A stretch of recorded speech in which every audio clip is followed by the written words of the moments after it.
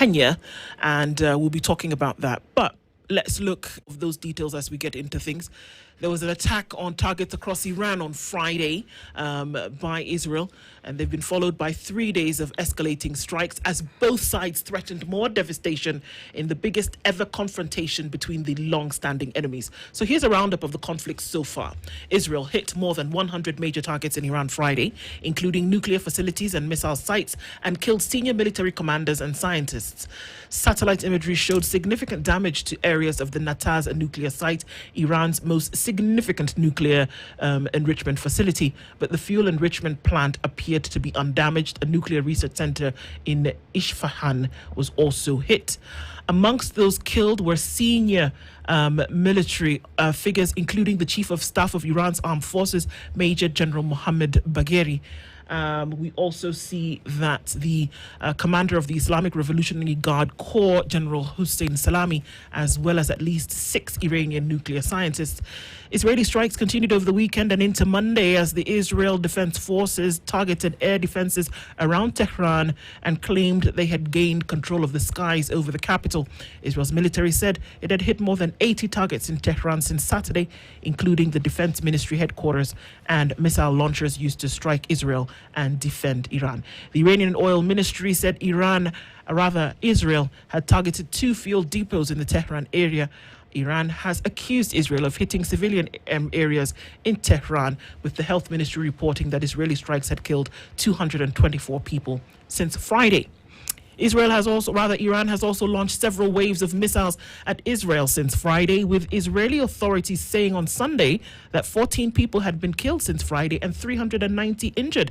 Rescuers and medics said a strike late Saturday destroyed a 3-story building in the town of Tamra, killing 4 women, and 6 people were killed and at least 190 injured at the site of the missile strike in Bat Yem near Tel Aviv. Now, Iran warned the US, the UK and France that their military bases and ships would be targeted if they helped to block the Iranian missile and drone retaliation for Israel's attack. US officials told some media that American air defense systems and a Navy destroyer helped Iran shoot down some incoming ballistic missiles on Friday. So that is what we see happening in terms of the attacks that have taken place so far. We will have, like I said, a conversation with Professor Peter Kagwanja, but we're also joined by Ambassador Lotham, who's on the line with us this morning, and we want to then get a few insights as we go into that. And we're just going to get into that conversation right now. Ambassador, good morning.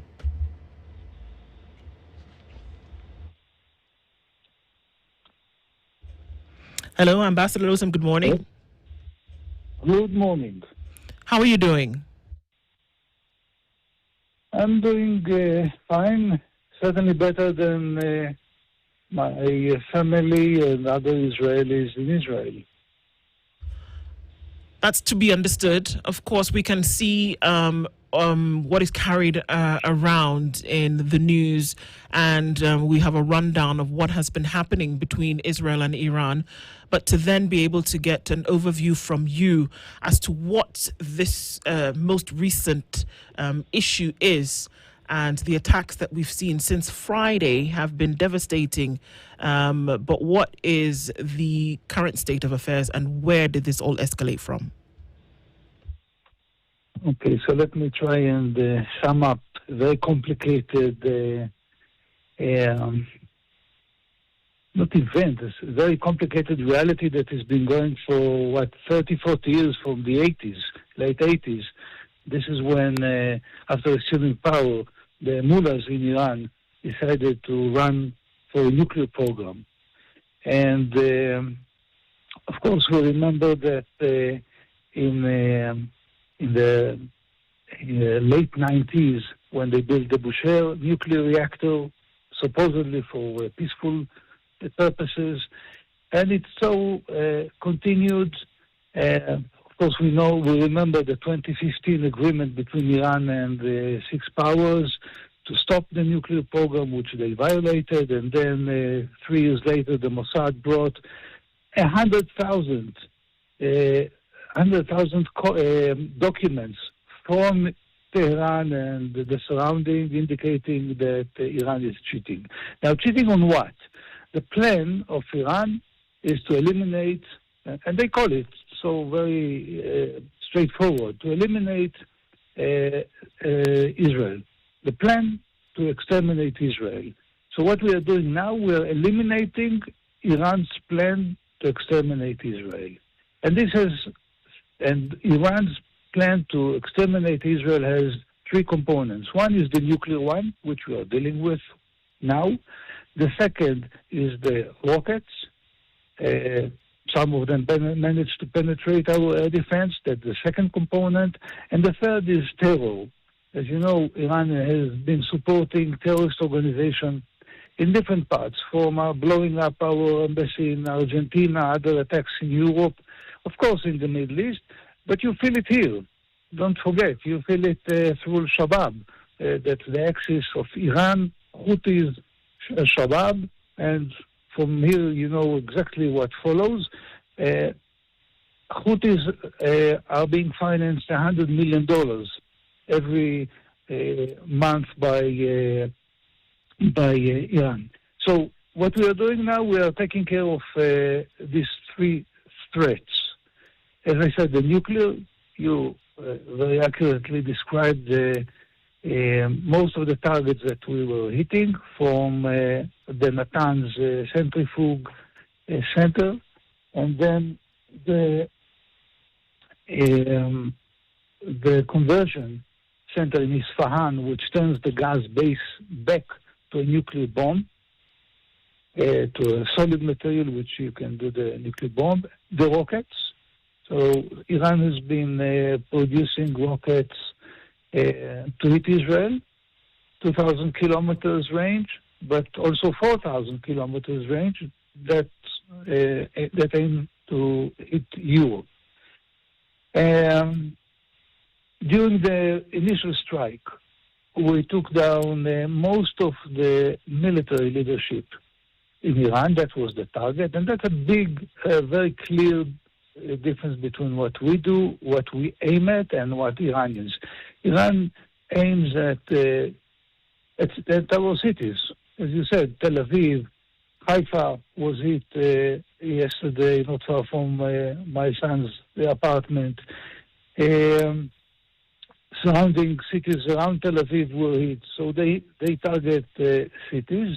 We took down most of the military command, almost all the intelligence leadership, almost all the Air Force command, the chief of staff, the head of the rocket ground-to-ground missiles, the ground-to-air missiles, and so on and so forth.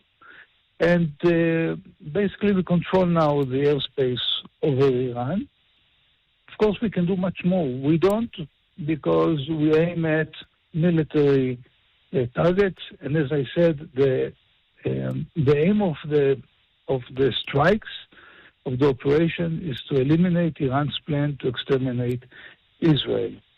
Ambassador, my name is Dennis Okari, and I have a question here. From what I'm hearing is you're saying Iran is planning to exterminate Israel, and what Israel is doing is stopping them from going forward with that plan. But my question is, if the objective from Israel's standpoint is deterrence, how does escalating strikes, as we have seen currently on Iranian soil, achieve long-term security for your country without risking regional war?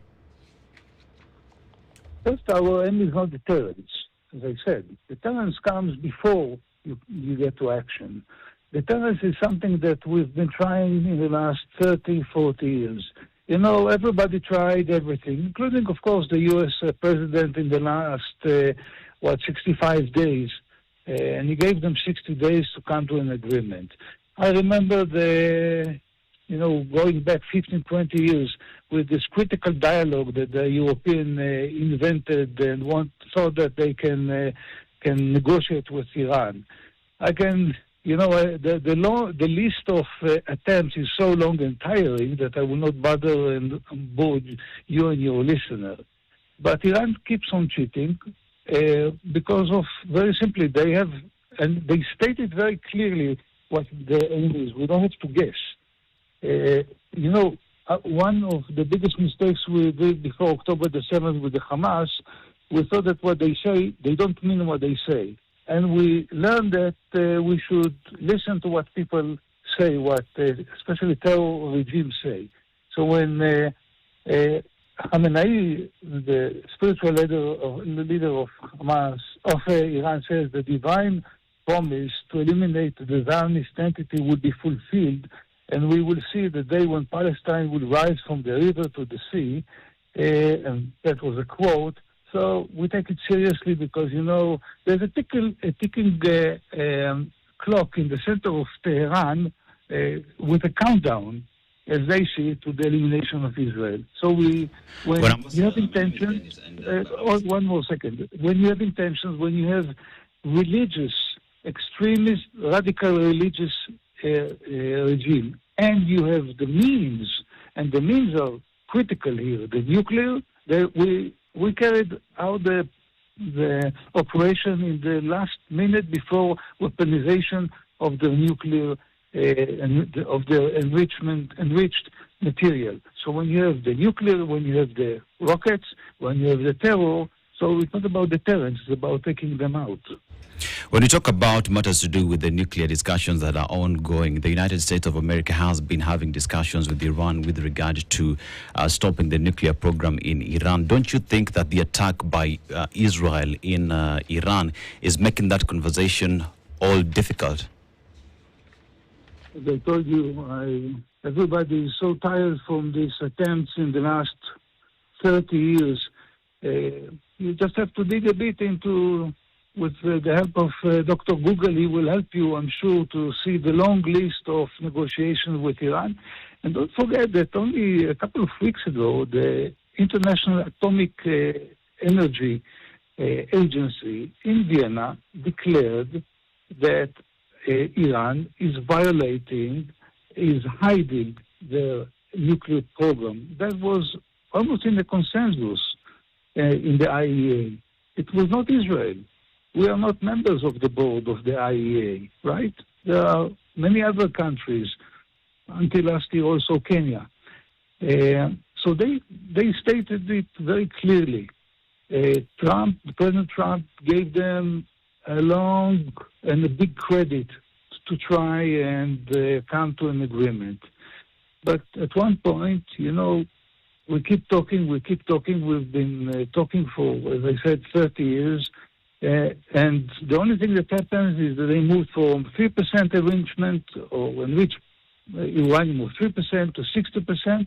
And we are in a point where in weeks they can make a bomb. And that was the time, and that is the time when we have to take action. Ambassador, let's talk about civilian costs. There are also concerns from both Israel and also in Iran. What real assessments have been done to prevent civilian casualties during these retaliatory strikes? Because you've said your targets are this nuclear program, and you're also looking at military targets. How then do you avoid the civilian cost of all this? By targeting the military. Exactly as you said, targeting. I can, if you will send me your WhatsApp, your number, I will share with you photos of the apartments where the scientists, where these commanders were staying. And you will see that the apartment was taken down, not the building.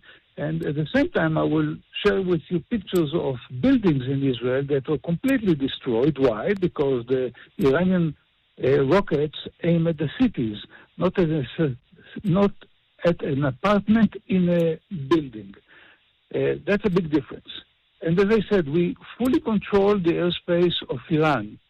Had we wanted to hit civilians, that would have happened long ago. Not only this, we avoid even at this point targeting other targets than military ones. And Iran can supply a very interesting range of infrastructure targets, but we are not there. Ambassador, we want to thank you for sharing your insights with us this morning, just to get an view of, from your perspective, what actually is happening on this other end. And also to see what happens in the coming days. From all we've heard so far is that there is impending attack from both sides, and that everybody says, well, they're going to continue what they've been doing so far. Israel is not letting up, Iran is not letting up, and it looks like it's going to continue. We're in the studio this morning with Professor Peter Kagwanja as well, who is the CEO of the Africa Policy Institute. Prof, good morning. Good morning, my sister. How are you? Very well, thank you. How are you doing? I'm all right. Very sad about Israel-Iran issue. Yeah. Like everybody else, yeah. And just looking at that and putting into perspective, I mean, we can jump right into it because we're in the conversation as well, is that then we look at it from an East African perspective or from an African continentalist perspective, and then ask the question that then looking at the relevance of it as to how it does affect everybody else. I think first and foremost, we must say that the approach being taken is not the right one, because there's no alternative to multilateral decision making. There's no alternative. Unilateralism, what you call preemptive strikes like this one, and related diplomatic tools that are, military tools that are being taken by any country or any nation is not likely to foster a sustainable peace. And it is the United Nations at its foundation that say that war is in the minds of men. And what that means is that to prevent it, you must sit down and talk. But there is a continuation within the Middle East.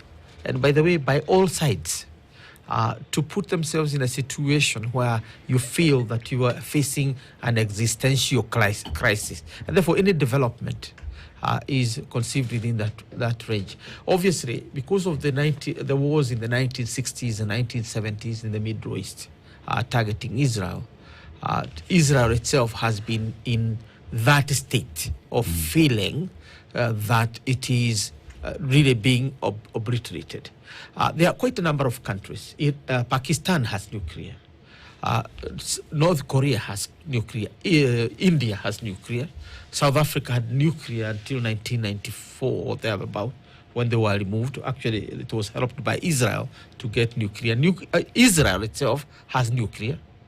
But there's an assumption that within the global community, there are countries that are mature to handle nuclear and others that are immature in handling nuclear. So in this case, Iran can't handle nuclear, Israel can't handle nuclear. You can say the same about, China has nuclear, but it is next door to North Korea. China doesn't issue this. So in other words, this is a very unique situation in the Middle East, which is not about the arms, it's more about the mind. It's about the mindset that they are both are operating on. And this is not the first strike Israel is pushing to Iran. And it is not also the first conflict in recent times it's having. It has already done its work. In other words, the strategy of Israel is very clear. There is no Arab nation that must rise beyond its own military capacity. And it doesn't matter what the multilateral system has in terms of, putting, debates or discussions or negotiations. It's all about Israel deciding when it thinks that it is endangered. So it has attacked Syria. Gaddafi is down. The Iraqi former president is Saddam Hussein is gone. Now you're checking. Then you look at where the pieces. Take the UAE, Arab Emirate, it's a friend. Put Saudi Arabia, want to bring it closer using help America. The problem with that regime is that it does not guarantee a sustainable survival of Israel in long term. Because whatever you do, whatever is done in the current world and the level of technology that is rising, one Arab country will get capacity that can destroy Israel. So what is Israel's final result? It is basically to work on the minds of the Arabs. Not on the arms. Because now what has happened, if I may conclude this, the cumulative effect of this mindset that we are facing an existential crisis from a specific source has meant that the weak Arab nationalists, when they feel weak, they will cause September 11, that terrorist. They will cause the attack on Nairobi. All the attacks we have had. They will foster Al-Shabaab in Somalia because you have created a nationalistic movement that we Christians and Judaists want to call terrorists, because that's what we do. Because terrorists a terrorist is another person's freedom fighter. In that kind of mindset, then what has happened in Iran now, that the preemptive attack by Israel are going to amplify that mindset in the world. Let's hear from Ambassador Lotum before we go to this break. Ambassador, there always seems to be the call for going towards the tenets of the United Nations, whereby peace first and the absence of conflict is what is encouraged.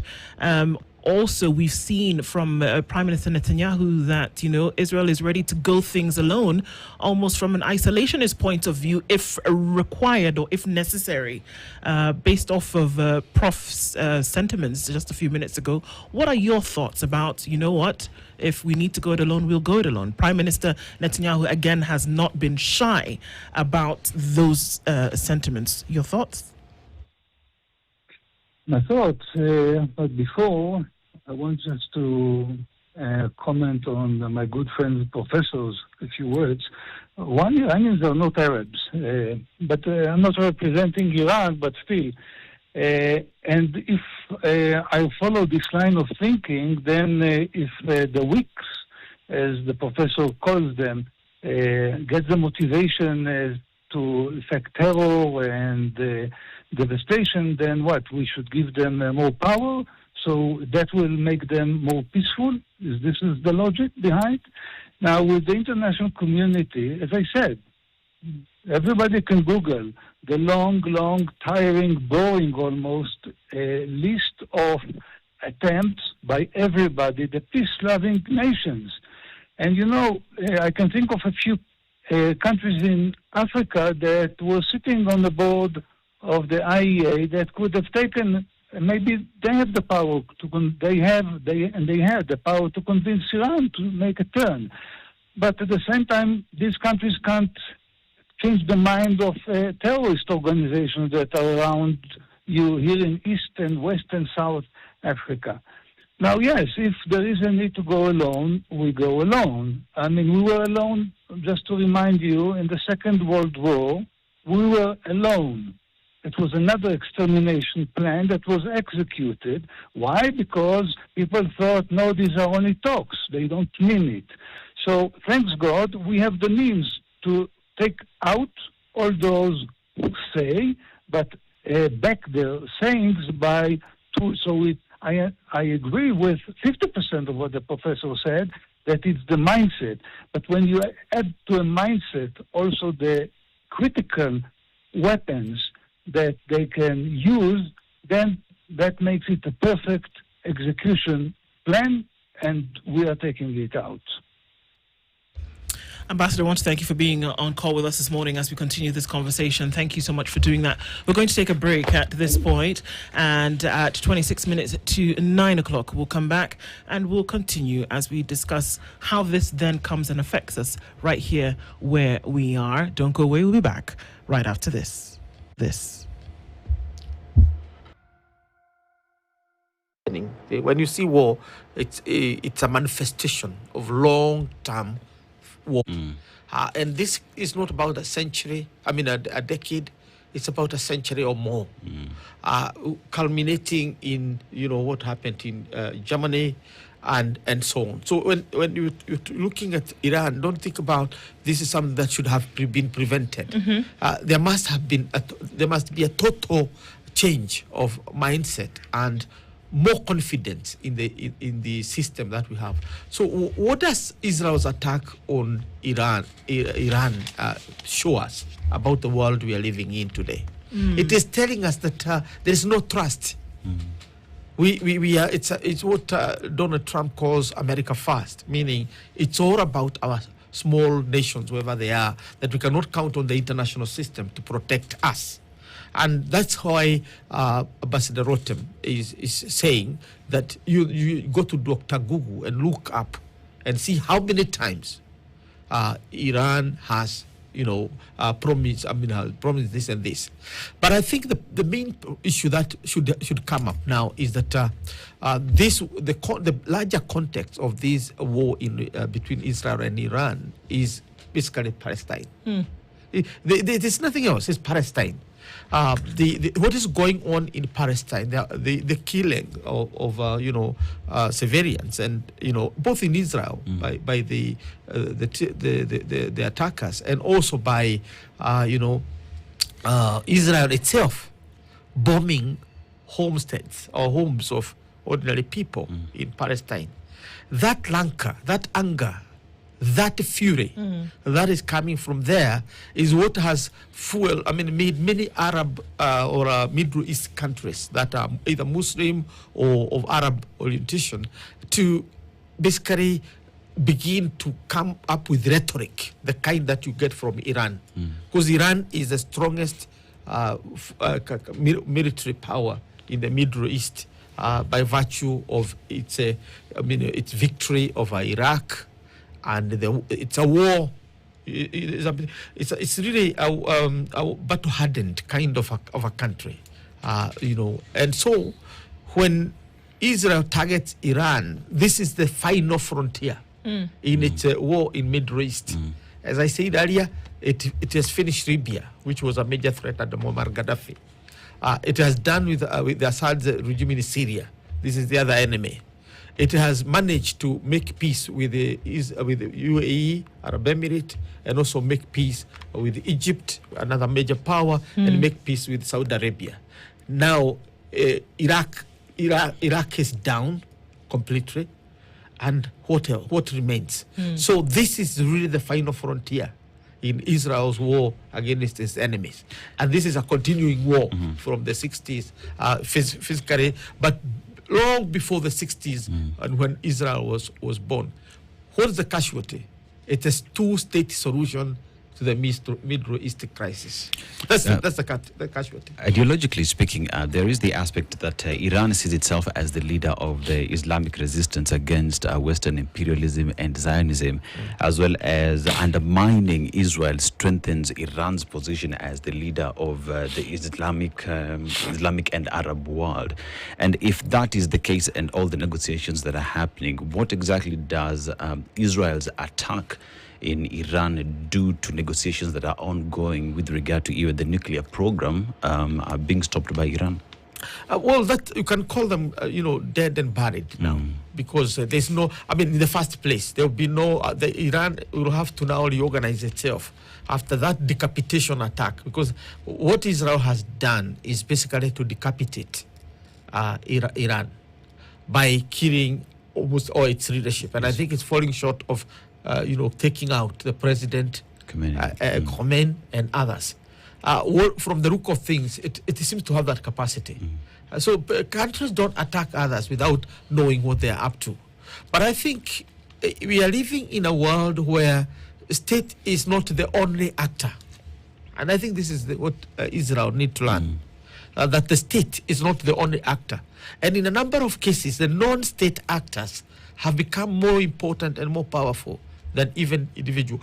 How was America attacked? America, for the first time, was attacked on the home front. Never mind the Atlantic divide between it and the rest of the world.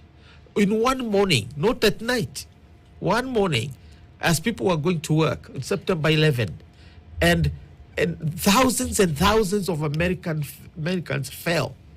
Perhaps more than half in any more recent wars. But why did that happen? Because this war has been in the mind of the Arabs. So when the scholar, Samuel Huntington, talked about the crash of civilizations, we are the one who are fueling this crash of civilization, because you are creating the soldiers of tomorrow. So the decapitation of Iran now has created the Taurus of tomorrow.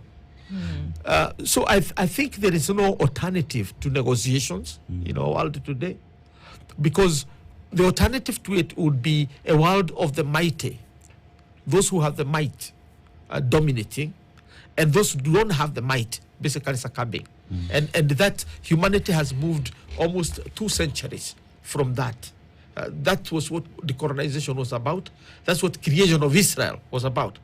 The creation of Israel itself was about saying that Germany and all those who think that they are mighty, they will operate, and others will not.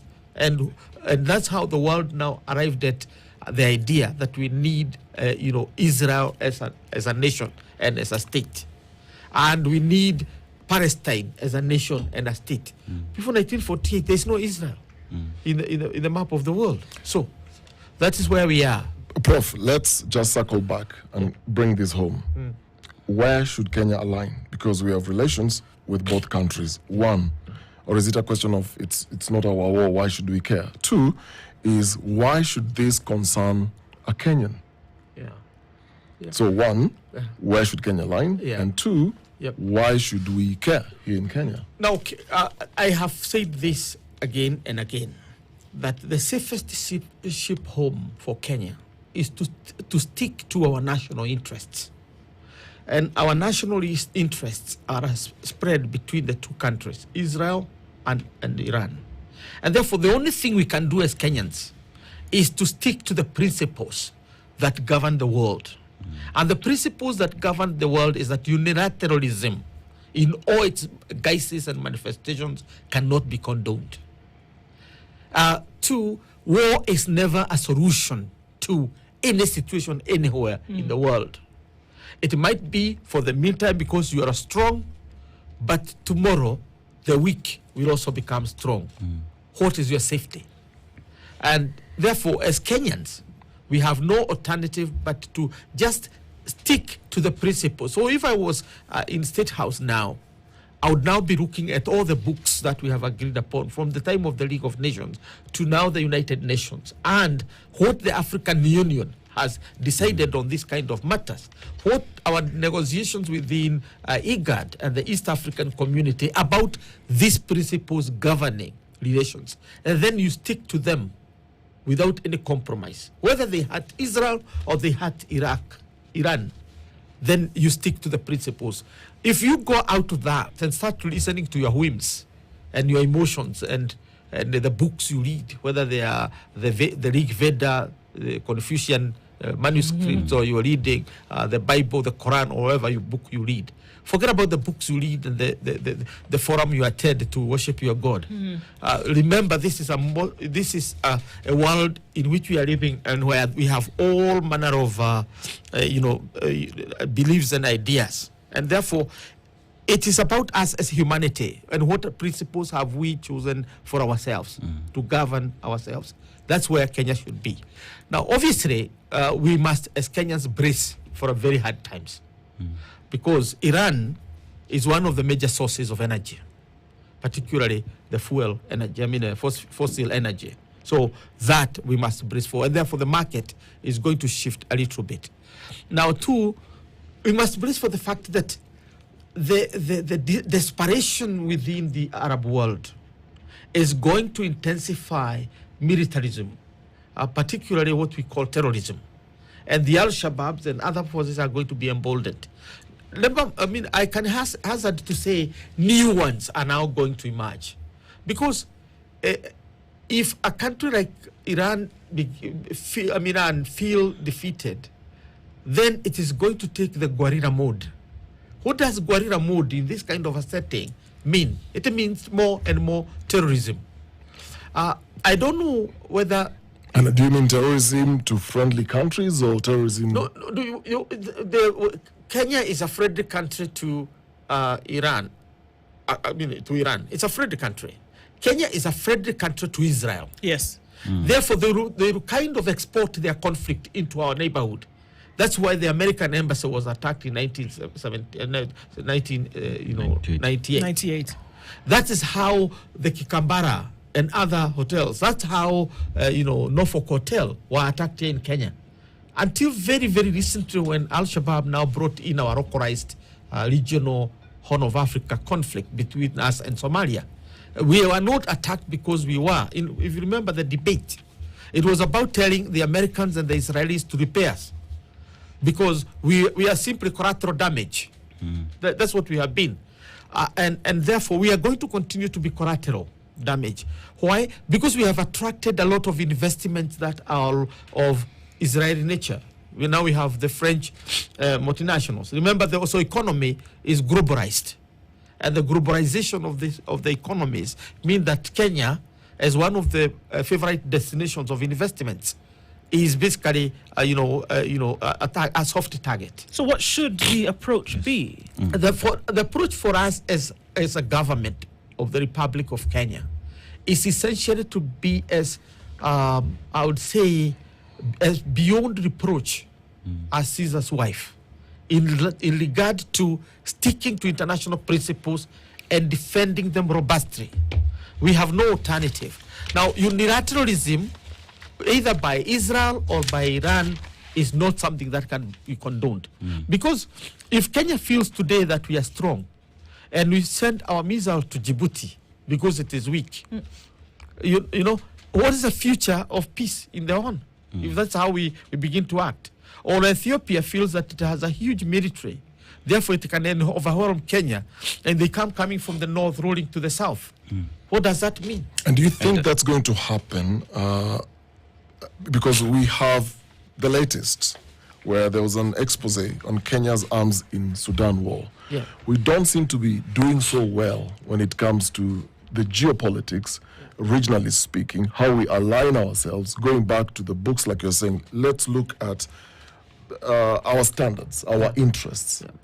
So if you're looking at the bigger picture here, looking at what's happening between Israel and Iran, let's just draw back to our own continent. Let's look at how our involvement is in the Sudan war, what's happening in the DRC, in line with the current government.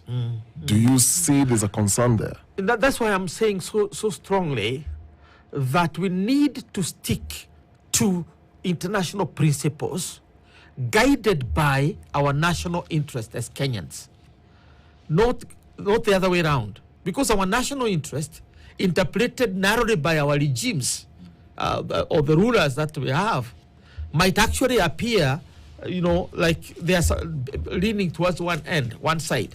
But the principles are clear. Now, the threat to Israel is something we are all concerned. And therefore, when Israel says it's threatened, it's something we understand. And we still feel maybe the fear of a nuclear arsenal in Tehran is legitimate for Israel. The question is, to our friends, Israel, is unilateralism, preemptive attacks, disregard of existing multilateral systems globally, is that the solution, and is that a sustainable answer to the unsustainability, there's uncertainty in the Middle East? Two, when you we get the kind of reports you get from Gaza, from Palestine, and all their cities, and the kind of killings that are coming from the media, and the product that comes from that in terms of the responses of the people. How is Israel working towards its own sustainable future? This is essentially the big question. As Kenyans, we do understand fully the concerns of Israel. But Israel should be the first country to help foster a strong international system, because it is that international system that got them surviving from Hitler. It is the defeat of Hitler that gave birth to Israel. And it is not the Israelis who defeated Hitler. It is the international community. My answer today to Israel is that from now on, it has to invest in a strong international system that protects the weakest and the most vulnerable, because Israel is vulnerable. It is vulnerable because of the kind of nationalism that has been whipped over the years. Now, Iraq, the Middle East also feels vulnerable because it is abandoned by the major powers, particularly the United States. Rather than protect those principles, the United States have always been seen to align itself with Israel. In fact, that's why Donald Trump looks like now he's an angel, because he's now saying, I'm not going in. You can imagine if Donald Trump started his rhetoric and said that we are now going to wipe out Iran. Yeah. Now, the world would be in such a difficult situation. So, in short, Israel need to invest in the instruments of stabilizing the world. Now, Prof, the African Union has pronounced itself on the war, especially between Israel and Gaza, and it's put a position of indifference and pushing for multilateralism to take place. But then again, you come back home and Kenya's position with regard to the Israeli-Gaza war, and Kenya clearly condemned Palestine or Gaza, the Hamas on that war. But then again, as we have this discussion here, there is the aspect of Israel being supported by other major countries in this war, and how then does that affect Kenya, where we stand with our relations with these other countries that are supporting the war? No, first and foremost, we must know, and that must be said in black and white here, that what we are experiencing in Iran, what we are experiencing in Israel, is the rule of the extremists. Now, I know my friend Ambassador Rotem will talk about the extremists in Tehran. I think we need to look at the extremists in Israel, because they are the ones who ruled out any option of a negotiated peace. And they started by basically hunting down their own that are for peace. In other words, and now they have decapitated those in Iran, and you don't know whether those below them are the ones who cannot even give in to any idea of sitting around a table. So the point is here, Kenya as a country need to really go back to the drawing board. We have no situation. And then we must state it very, very clearly that we don't seem to be guided by any sense of respect for knowledge about ourselves, about our neighbors, and about the world in decision makings that affect our foreign policy. That's why we find ourselves subjects of headlines, both at home and abroad, that are talking about us as completely derailed. We are not. Nobody is fueling those headlines. It's our action, because Sudan. It is not the first time, for example, we are in Sudan. We were the major brokers of the Sudan peace. Yes. And we gave birth to a new republic called the Republic of South Sudan.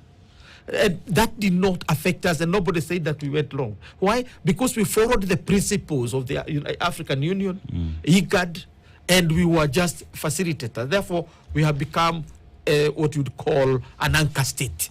But now we are moving from an anchor state into what they call a rogue state. Catalyst state. No, rogue state. It's not catalyst. No, this is the public perception. Look at all the headlines today about what is happening in Sudan today. Look at what is happening in, for example, Congo and so on. So we are earning ourselves the reputation of a rogue state. And that is not for us, because we are a country that is known to be an honest broker in the region. I think we need to restore that honesty in terms of brokering regional peace.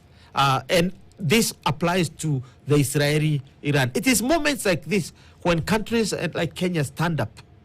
I am not talking about going to the activist way of South Africa, where you sue Israel and do all this. But behind the curtains, you are such a powerful actor that you are respected because of that. Is there hope for negotiated peace between Israel, Iran, and even Gaza? There is no alternative. What else? Unless Israel obliterates Iran completely, which it can't. Unless Israel obliterates Gaza and the Palestinians, which it can't.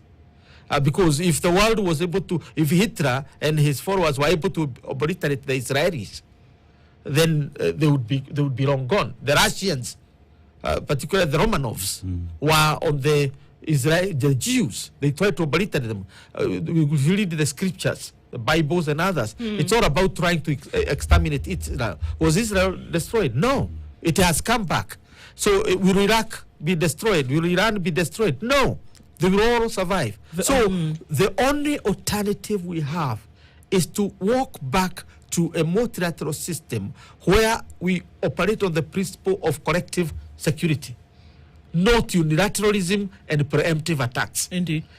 So it's collective security within the multilateral system is the only guarantee, even for China, even for the United States. That's only big and small. It is collective security within a multilateral system. That's the only way to go. That's the only way to go, and perhaps we'll see that the conversations in the coming weeks, months will head in that direction. And we can't be the proverbial ostrich saying that, well, not my forest, not my monkeys, is part of the conversations that we must have, and that's why we do them here. Professor Peter Kagwanja is the CEO of the Africa Policy Institute, and previously Ambassador Michael Otam joined us in this conversation. Thank you for being here this morning, Prof. Thank you. Asante Sana. Good morning. At 9:01. 9.